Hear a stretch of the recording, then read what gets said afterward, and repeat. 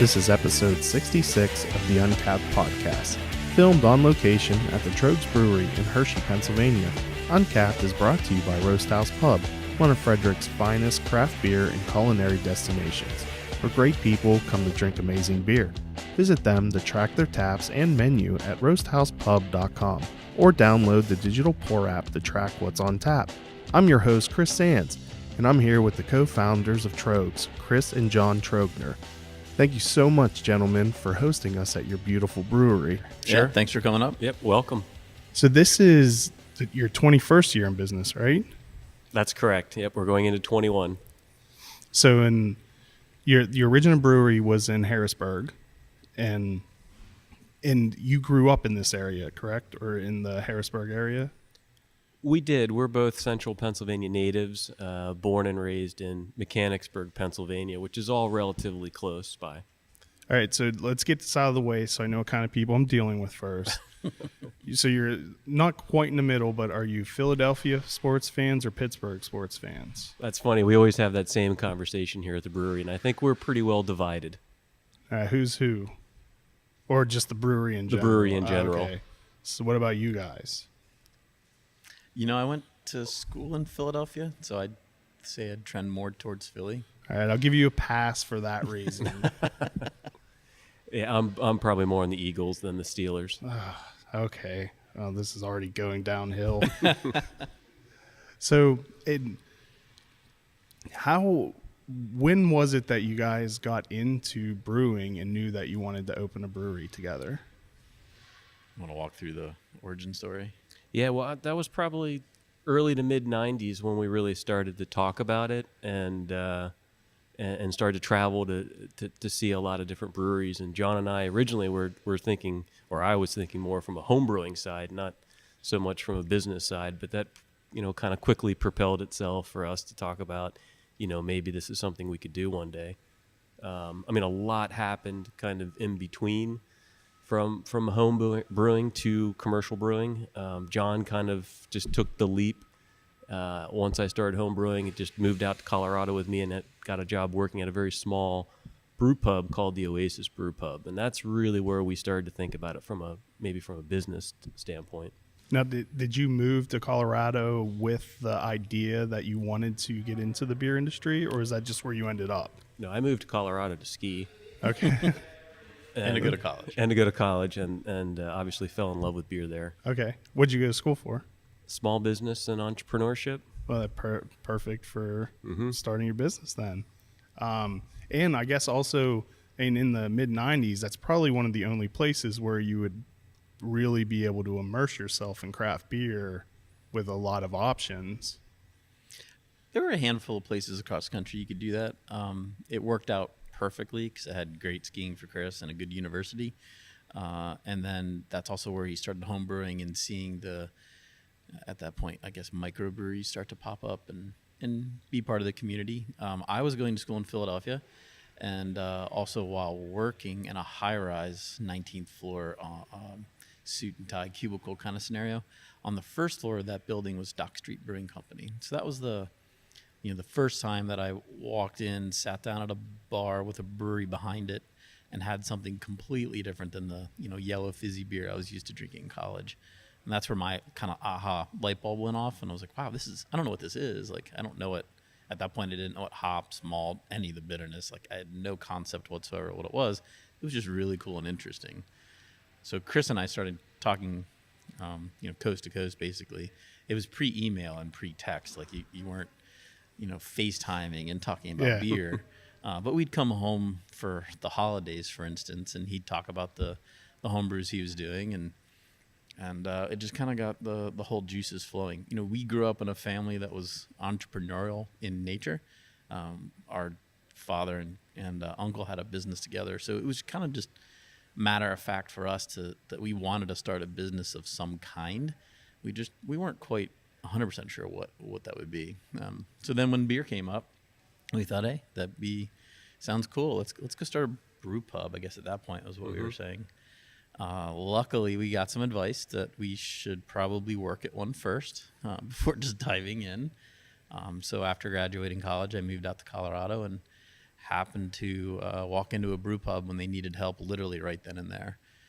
They were hand bottling on a small handmade bottling line, and one of the hoses popped off and kind of put beer all over the what was the prep kitchen for the restaurant right before they were going to open. So they literally were like, "You're hired. We need help right now. We just need hands." Yeah, we just need hands.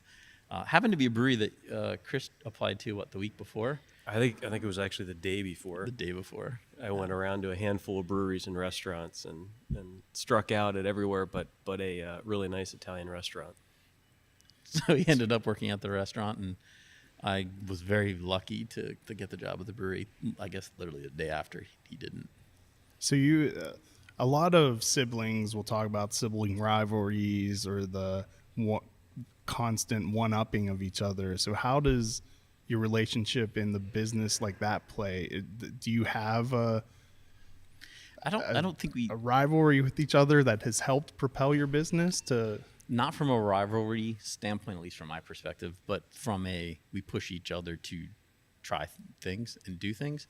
So let's say as kids, he would skateboard and want a skateboard ramp. So I'd build one, and I couldn't skate very well, but he could. So he'd go and enjoy the time on the skateboard ramp.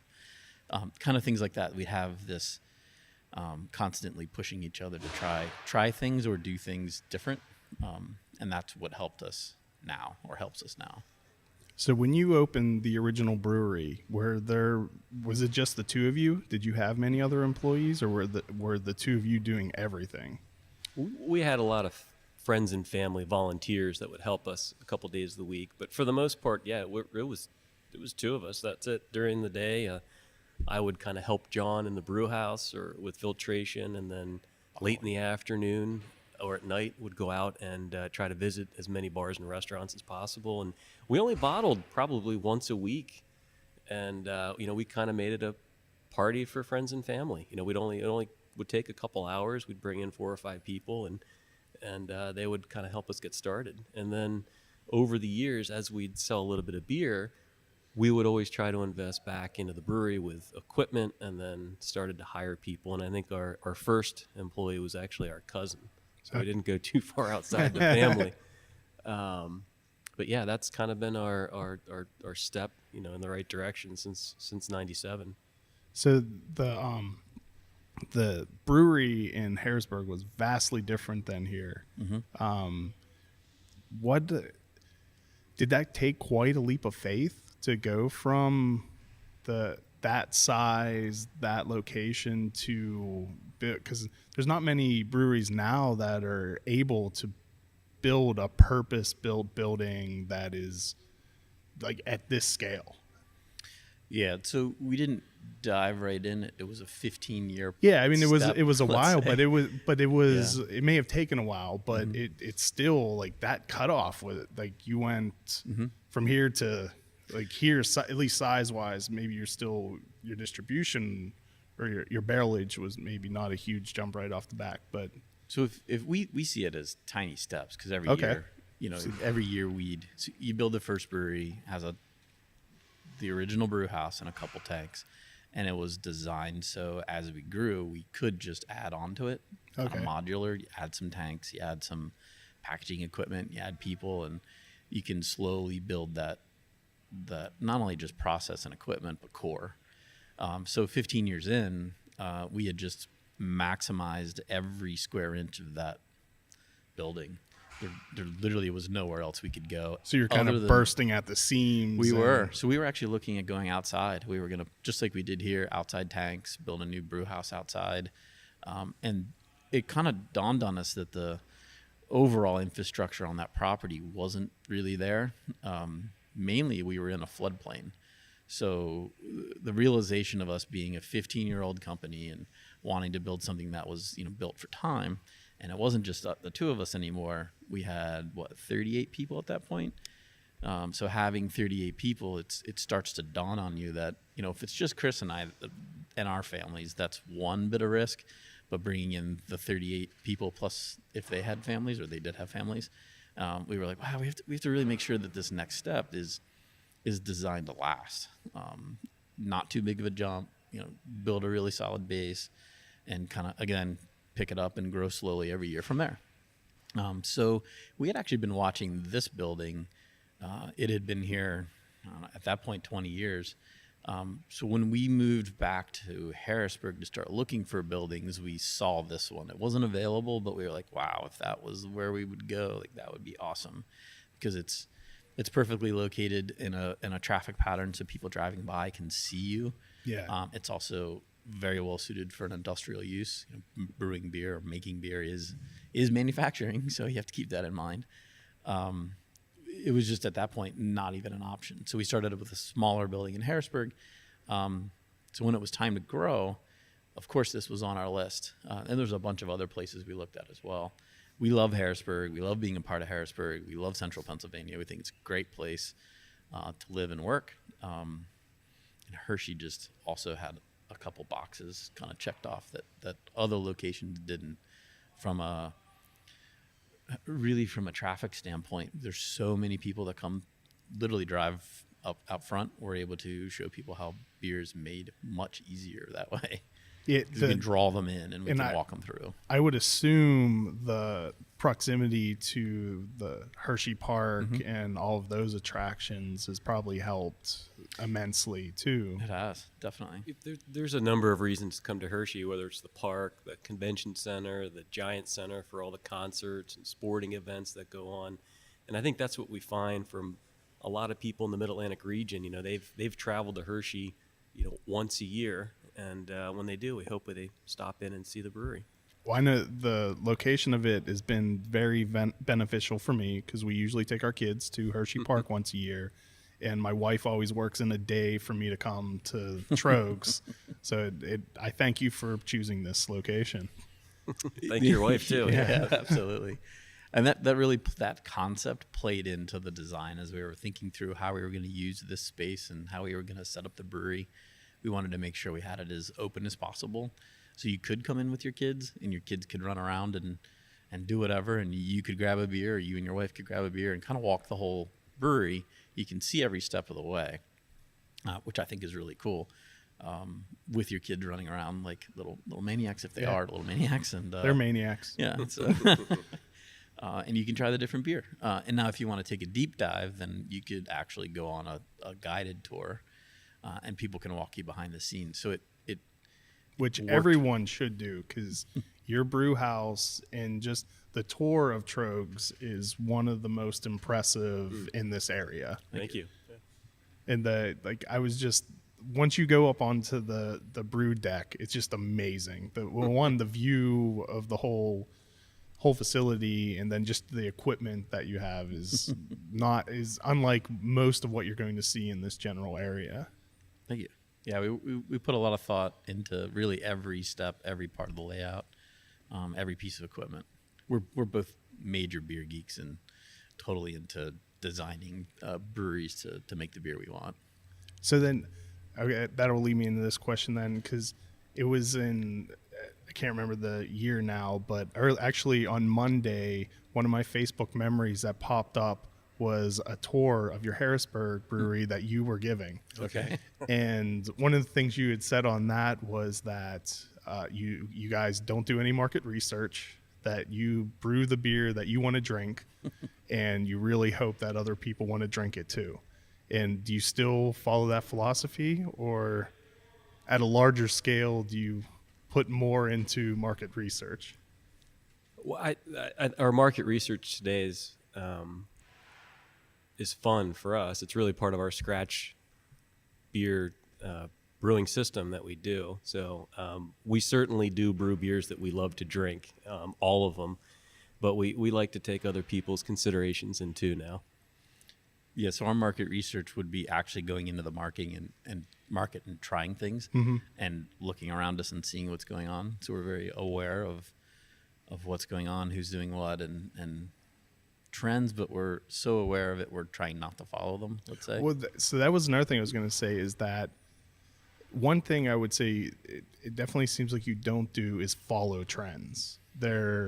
Even how long did it take for you to have an IPA? 15 years. Yeah, so everyone had an IPA, and and you guys like, I guess Nugget Nectar was probably maybe the closest to an IPA until Perpetual came out. It was. That's why we purposely called it an Imperial Amber Ale, because we were kind of stubborn and we're like, this is not an IPA. Yeah. I don't know why it took us so long to do IPAs, because we love them. Like, I'd love an IPA. Just the young, stubborn brewer, I guess, in us. Part of it was also we were at full capacity. That's true. When we were in Harrisburg, we were pushing that brewery to the limits, and we really didn't have extra tank space until we came here to the new place. Or time. Yeah. And because the Perpetual came out of the Scratch the program, right? It was basically the first beer to graduate from Scratch to year round. And it wasn't until we started doing a couple batches in Harrisburg, and then when we came here is when we really had we kind of could stretch out and we could try new things, and we had our Scratch beer brew house here that allowed us to take a breath and dial in recipes. And now I think we did about 100 recipes last year on the Scratch brew house. Oh wow! Yeah, and some are searching for flavors, some are searching for techniques and trying new ingredients, and some are just for fun. Do all the brewers get to play on the Scratch system, or is that mainly for? We mainly have 2 people that specialize in that. It's a different brewing step. They're all different brewing steps than the larger system, and when we're brewing on it, we're asking for very specific information, because since I'm not brewing on it, I'm asking them to report back very specific things. So we found that if we have 2 really well-trained, really dedicated people dedicated to the Scratch brew house, they help us dial in those recipes really well. So we have, from a recipe development standpoint, there's 5 of us that sit in a room and talk through techniques, ingredients, and what we think the beer should be, formulate the recipe, and then give it to the Scratch beer team to brew it. And then once it's done, we evaluate it.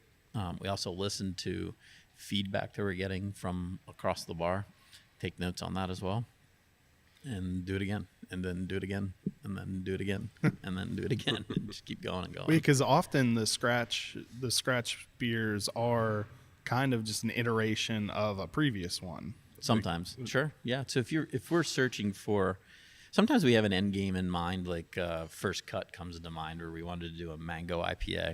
It was so good. Thanks.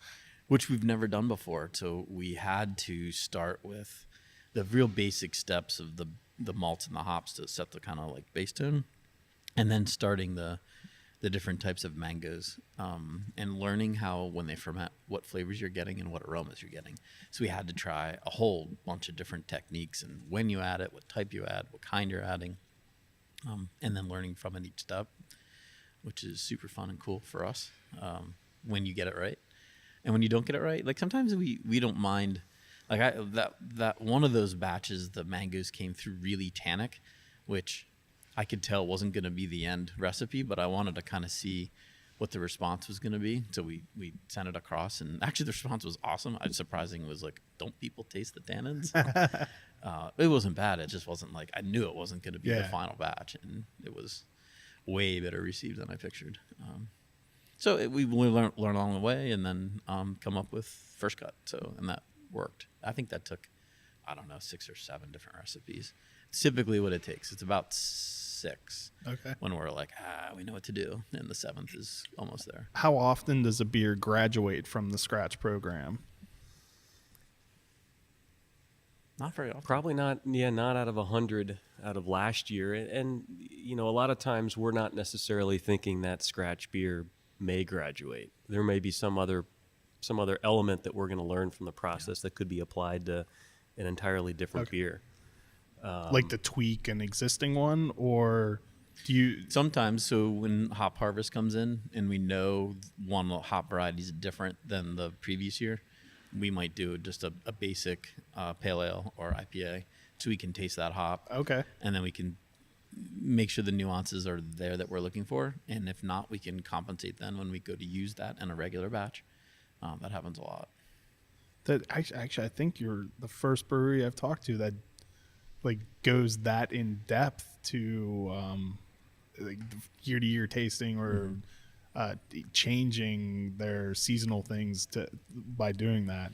And I guess because most of the breweries we talk to are smaller, so they don't have the resources to be able to do that. But it really starts from actually Nugget's a perfect example of that progression. So hop harvest, happens once a year. We send 2 different teams out to hop harvest and for hop selection. So we'll go to the farms and we'll go to the brokers and we'll select out of numerous lots hops specifically for beers for that year.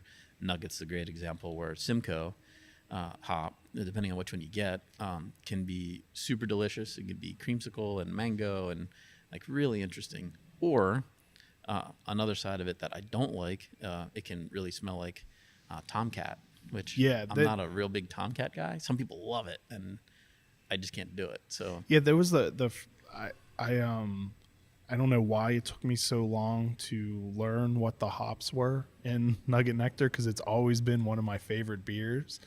And I was surprised that a big component was Simcoe, because typically a Simcoe beer has that taste to it and not the flavor profile that Nugget Nectar has. Yeah, so if you get the Nugget hops. And that's what I assumed. It was just mainly just Nugget hops. Which is super piney. At least the ones we select, we look for the super piney ones with a little bit of floral tint. So as long as you get that Nugget and you get the mango creamsicle Simcoe, you get Nugget Nectar. If you don't get that, you'll absolutely notice a hop change. So from that realization, going to hop selection, making sure we get the right hops, then how do you take that one step further? Well, we took it as, as soon as the hop comes in, if it's going to be different, we would do a small batch brew and test that hop out. Now with Nugget, we have really good connection with hop growers for those hops, so we almost never have to do it with that one, but there's other varieties that we do it with for other beers.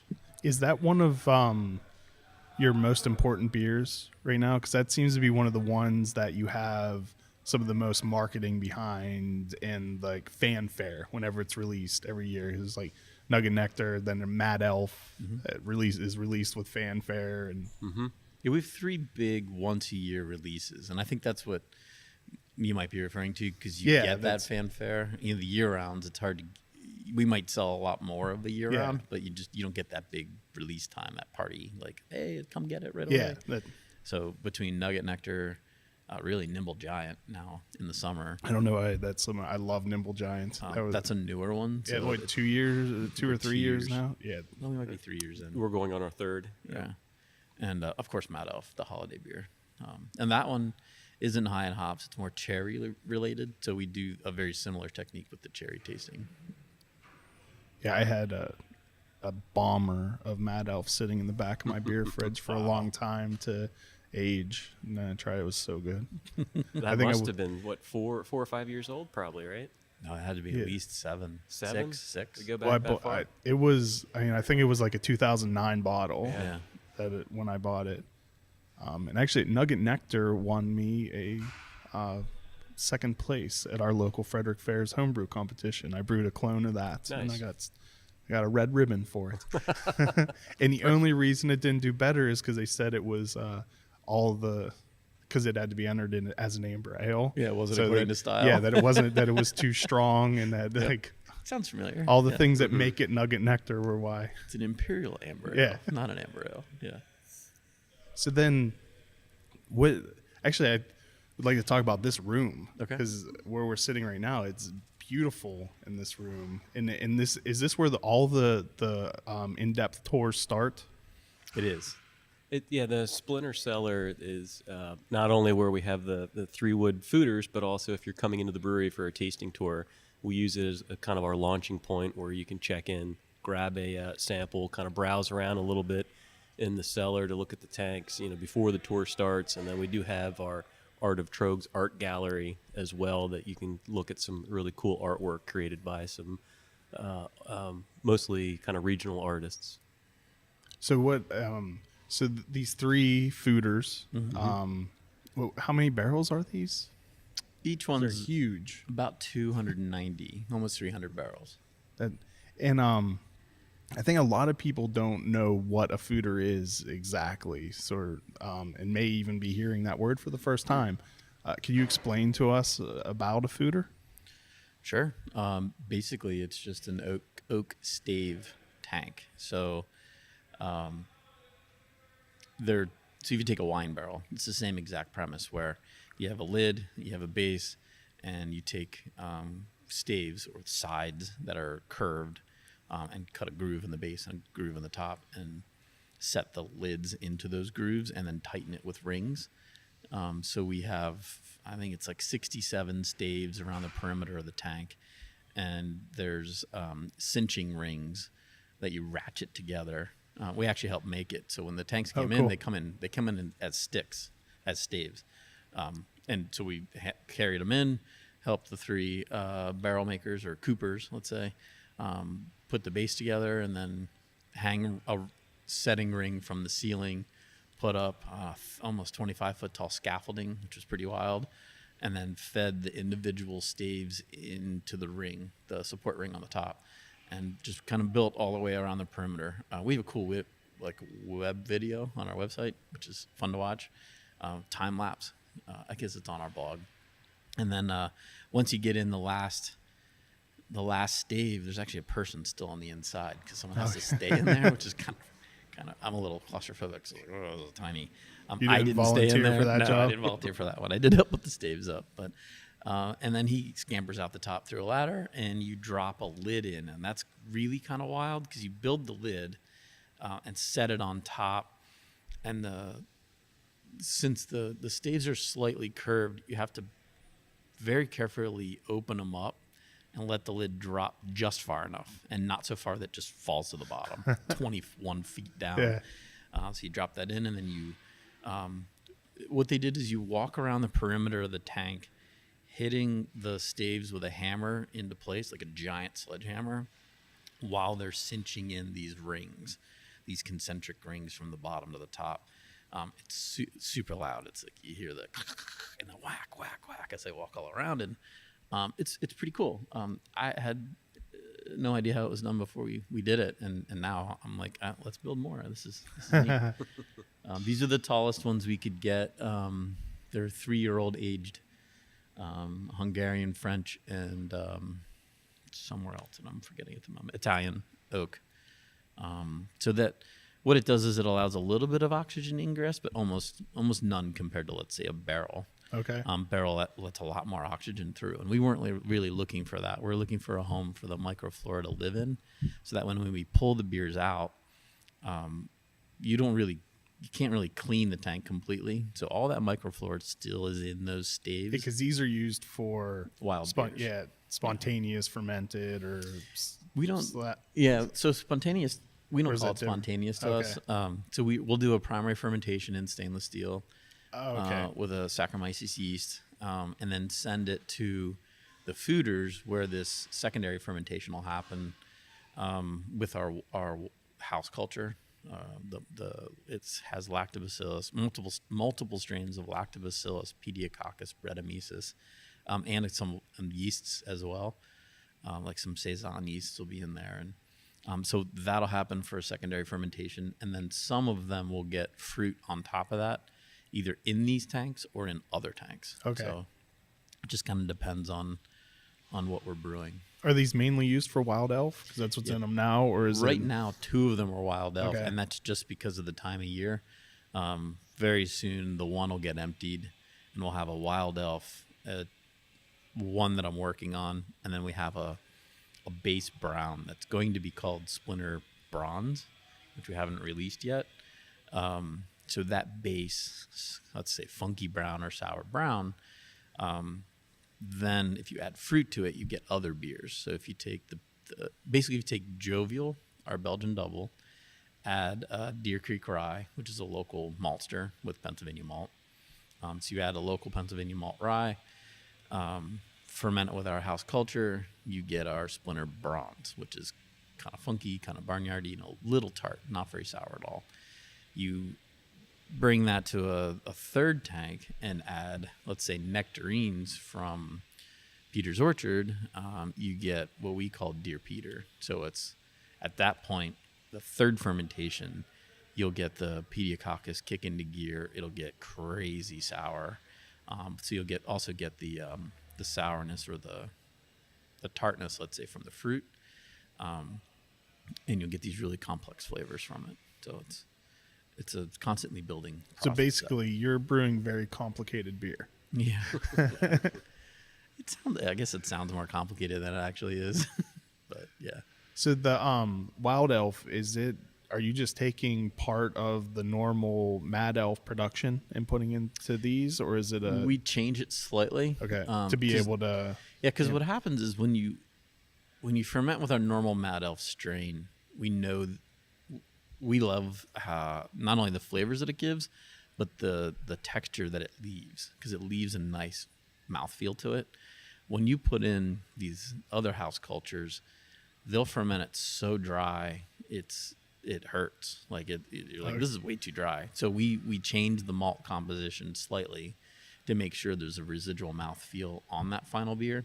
Once it does keep fermenting, that dryness is still going to be there, but we're still going to have enough of the viscosity, let's say, left in the beer that it's not going to be too dry, because the tartness or the sourness also changes that texture.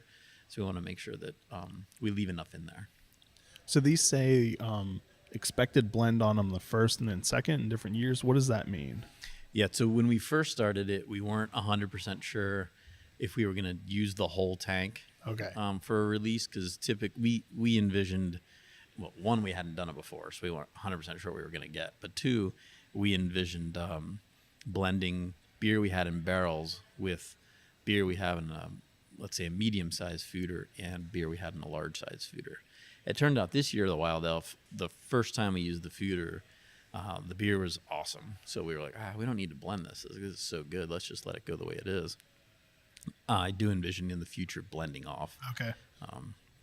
Maybe we'll get lucky and it'll always be, but I highly doubt.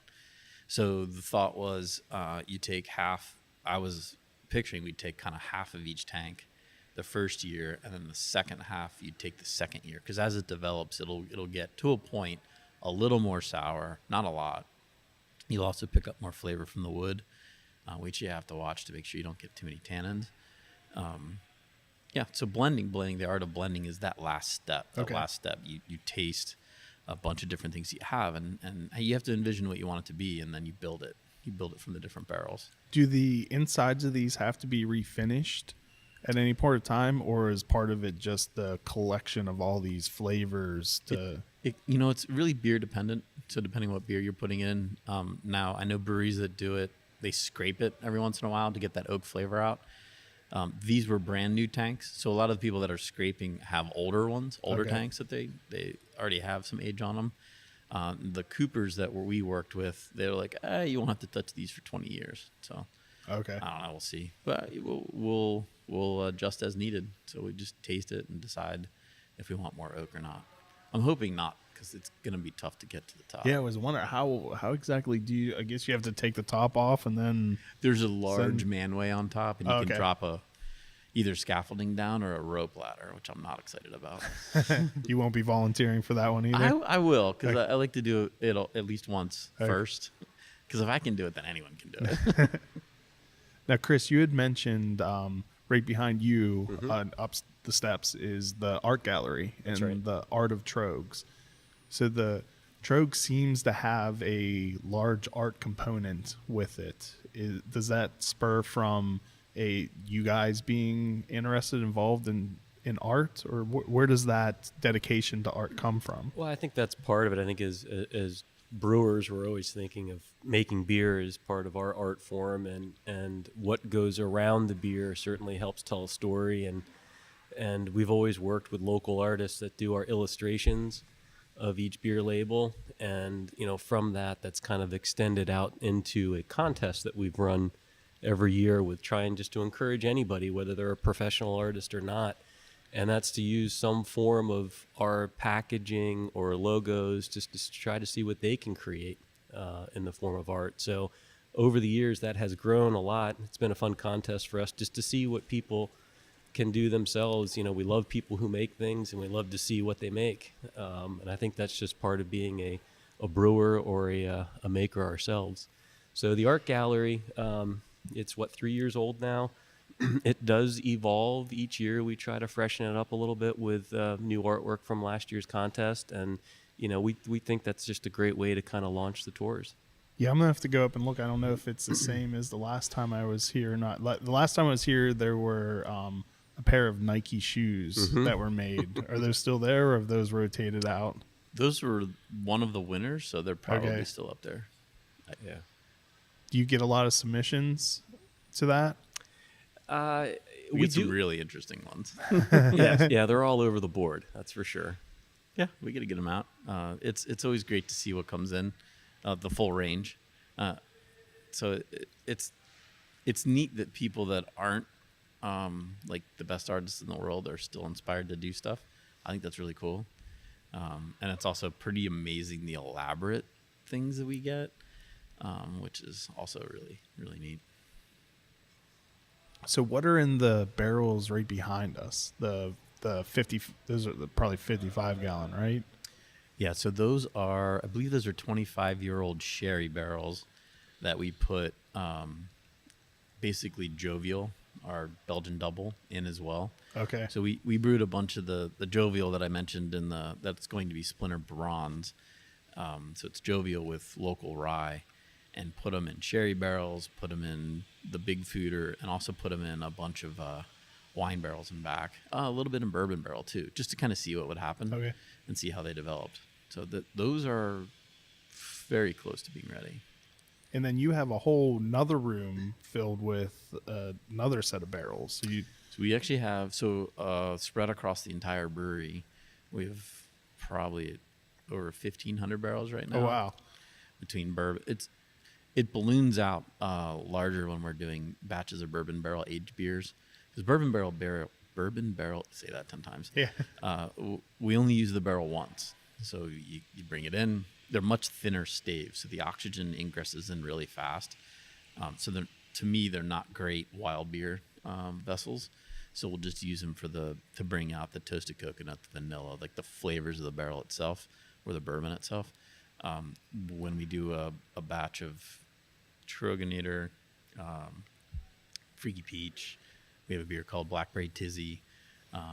We could get 500 extra barrels just sitting out there. So I think right now we're probably in the 1,500 barrel range. Okay. And then in a month or so, we'll be up in the 2,000. Freaky Peach is so good. Yeah. So I love that. Thank you. I love the Freaky Peach because it smells completely like it tastes. We have another one that's called Blackberry Tizzy that's not out yet. It's just the blackberry version of Freaky Peach. Okay. So you take the peaches out and you put in the blackberries, and it's wild. It's so good. So early on, the two of you had to do a lot of everything. Mm-hmm. What does your typical day look like now? Are you still have your hands in everything, or are you try to? Yeah. For the most part, I mean, John, our responsibilities, we call it, have always been somewhat divided, where he's focused more on the production side and I'm more on the sales, marketing, and finance side. I think the big difference today, though, is we have developed teams that really run a lot of those areas that we try to connect with on a daily basis. Yeah, we're 250 people strong now. Mm-hmm. So, we now have to kind of be the visionaries outside of the brewery and figure out where we're going to go, and then make sure we communicate that to each of the teams. And they're really good at what they do. So as long as they're understanding, like, hopefully where we're trying to get to, they don't need us there prodding and pushing them. We just like to be a part of the process. Yeah. So I love to see I love to go to the brewing meetings every morning and see like what's going on in the plant. I love to walk the floor. I walk the floor 5 times a day just so I can, see the equipment and be amongst what's going on. I enjoy that environment. So that's just where I want to be. And on the flip side, we'll sit in sales meetings and marketing, and we don't have to be there by any means, but we just like it. So we do it. So when you moved in here, you added the snack bar to, which is, I think, is one of the most under rating of the name of a restaurant ever. Did that grow from you originally wanting a brew pub, or just because you've created this beer playground and an absolute destination in of itself that you wanted to offer amazing food also? And today, food's a big part of what we do here in the tasting room. Absolutely. We love food. We love to go travel and visit a lot of the restaurants that are selling our beer. We've never really pictured ourselves as restaurateurs, though, which is kind of interesting. We consider ourselves much more brewers, but when we moved here, we kind of anticipated the number of visitors coming to see the brewery and realized if we're going to offer beer, we should also offer food. That's the responsible thing to do. And the snack bar is kind of our way of doing it. It's not a traditional sit-down restaurant. It's more concession style, but we have a limited menu. A lot of it is kind of sourced locally. It's made from scratch every day. We have our own bakery, have our own butcher shop. But we it's do a lot definitely not concession style quality food. Doesn't have to be, right? Yeah. For our grilled cheese, our bakers baked 4,000 loaves alone just for the grilled cheese last year. I just figured out she figured out last year. I think she said she did 30,000 pretzel rolls just for the one sandwich, which is super cool. So all in house. So yeah, it's a really cool creative outlet for us as well, because now we can come up with beer recipes and then think through, well, cool, what do we want to eat with it? And sit with the snack bar creative team and talk through how you create these different lighthearted, fun, interesting, scratch-made dishes that don't really have anything guiding them other than, is it going to fit in a snack bar? So it's unpretentious. It's just super fun and delicious, but pairs or eats well with beer. So it's typically not made with beer, but it's kind of our fun rendition of, if you want to go to a brewery and drink the beer, what do you want to eat with it? Like it should just be fun. Well, there's a newspaper conference that's held in Hershey every year, and it was 2 or 3 years ago that Graham and I were at that conference. We went specifically because there were people talking about doing newspapers, doing video, what was working for them, what wasn't working, and then podcasting. And so we attended that. We came here, had lunch and a beer afterwards, and that's where the idea and the planning for all of this was formed. Nice. So we're kind of coming back full circle. So I don't know if that means we're done now. Oh, no, I hope not. Yeah, just probably getting not, started. but Yeah, just getting started. so I am a big fan of the snack bar. Cool. Well, thank you. So I think you used the word of slow, methodic growth and expansion. Mm-hmm. Do you think is that what you can contribute to your success, while there are within the past year, several of the other large breweries have had pretty large setbacks. I mean, Green Flash just announced, I think they cut a lot of their workforce. They pulled out of 33 states. Mm-hmm. Stone has had layoffs, and then Smutty Nose just had to put themselves on the auction block. Right. So is it that you think is saved you guys and made you successful, or is it? Sure. We feel like every day is still a fight out there, but no, I think our approach has always been kind of just slow and steady, and try to grow our backyard as much as possible. And that was one of the reasons John and I chose to move back home to central Pennsylvania, is because geographically, we sit in a great spot. We're close to a lot of major cities. There's a lot of local pride in Pennsylvania for things that are made in Pennsylvania. And we felt like trying to make it work here would be a lot easier than, say, Colorado, which is where we were at the time. And try to build relationships. We still think that's a lot of making beer. You have to have great beer, but you have your wholesaler partners, which have to be aligned with you.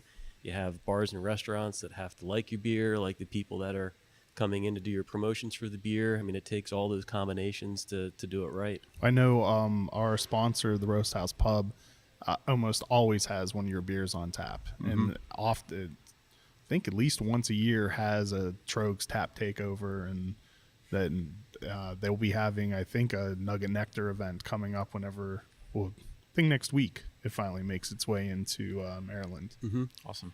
Yeah, I think slow and steady is a very, very large part of, let's say, our bedrock, just mindset in general.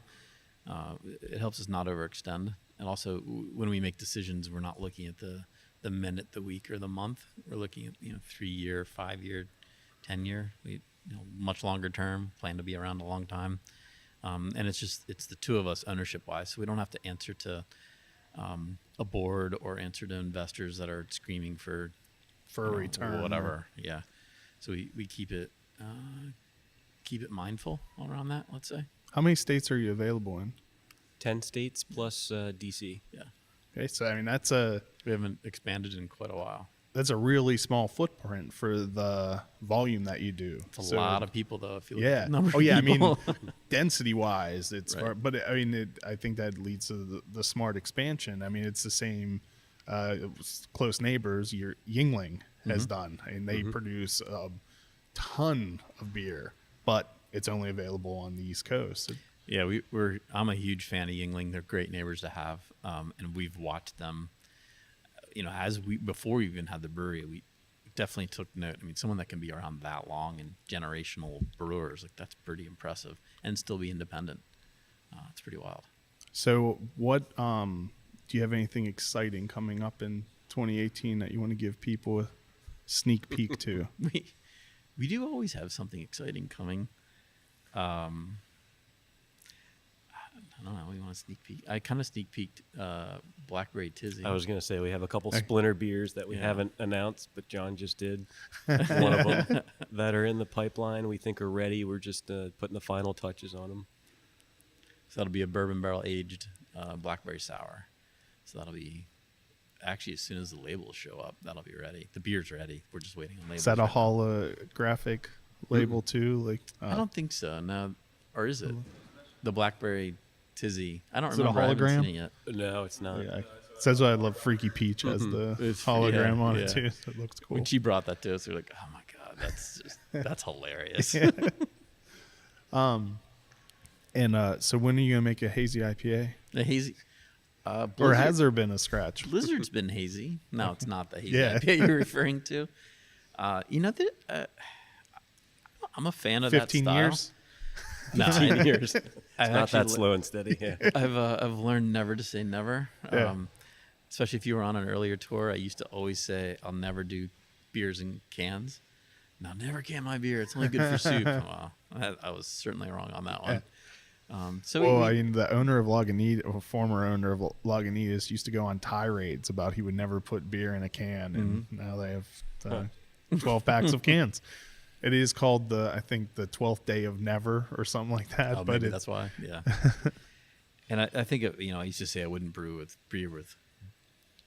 fruit, and obviously that went away pretty quickly. So I never say never. That's a really interesting style. So maybe someday. What is your favorite beer that you make or have made Today, Gosh. Yeah. The Nugget Nectar tasted pretty good a couple did. minutes ago. yeah, maybe not my favorite. My go-to is Trogner. Like that's just always my fallback. And it's Like, just a great name too. I just love that beer. So I would lean on that one. I'd say, just because that's my backbone. All right.